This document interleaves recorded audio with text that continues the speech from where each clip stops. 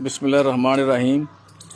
जी नाज़रीन, हम इस वक्त मौजूद हैं मौदा शेख बागों में, जहाँ पर डाकुओं ने एक मेहनत कश था, रिक्शा ड्राइवर था, उसका रिक्शा था, उसने उनसे रिक्शा छीनने की कोशिश की थी और उससे मज़ामत की जिस पर उन्होंने उसको फायरिंग करके शदीद ज़ख्मी कर दिया।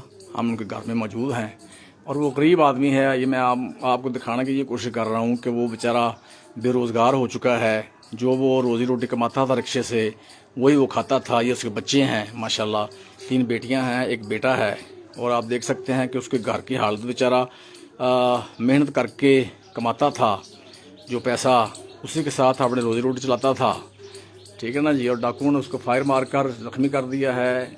आप समझ सकते हैं कि अपाहज ही हो गया ना बंदा बेचारा एक दफ़ा। तो ये मैं आपको दिखाने की कोशिश कर रहा हूँ कि उनके हालात कैसे हैं। और सितम ज़रीफ़ी ये है कि डाकू अभी तक पकड़े नहीं जा सके। डाकू जो हैं, ये मुकदमा दर्ज हुआ था पुलिस थाना सदर कसूर में। पुलिस थाना सदर कसूर में मुकदमा दर्ज हुआ था और अभी तक वो डाकू जो हैं वो पकड़े नहीं जा सके। ये आप उनके घर की हालत देख सकते हैं।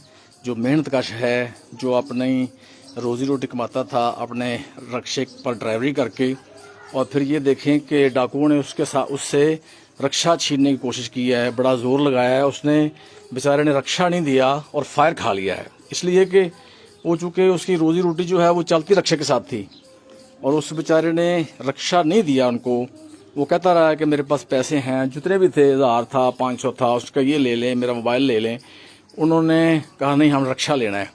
उसने मज़ामत की है और जो वो बदबख्त डाकू थे उन्होंने उसको फायर मारकर ज़ख्मी कर दिया है। और पंप एक्शन के साथ बकौल रिक्शा ड्राइवर जो ज़ख्मी है उसके बकौल को उन्होंने फायरिंग की है पंप एक्शन के साथ और उस बेचारे को ज़ख्मी कर दिया। और उससे फिर उन्होंने मोबाइल भी नहीं छीना और जो पैसे थे वो भी नहीं छीने और उसको फायरिंग करके ज़ख्मी कर दिया बेचारे को। और आज वो बेड पे बैठा है ज़ख्मी होकर और बेरोज़गार होकर। अब देखिए ना, वो जो कमाता था वही खाता था, ये आपके सामने है। और आज वो बेरोज़गार होकर अपने घर बैठा है ज़ख्मी होकर।